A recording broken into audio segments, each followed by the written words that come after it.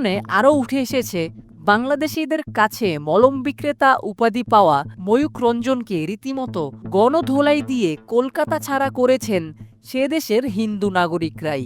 সমগ্র ভারত জুড়ে হিন্দু মুসলিম দাঙ্গা বাঁধানোর পায়তারা করছিল ময়ূখ আর শুভেন্দ্র অধিকারী। শুধু কি তাই, বাংলাদেশে কোনো পণ্য আসতে দেবেন না বলে ঘোষণা দিয়েছিলেন বিজেপির এই নেতা।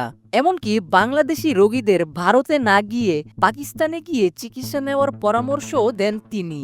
এসবের পর বাংলাদেশিদের ভারতে যাওয়া বন্ধ হয়ে গেলে বিপাকে পড়ে এখন না খেয়ে মরার দশা পশ্চিমবঙ্গের ব্যবসায়ীদের। কলকাতার সব ব্যবসায়ীরা এবার একজোট হয়ে হামলে পড়েছে মুসলমানদের ২৬০টি লাশ চাওয়া শুভেন্দ্রর উপর।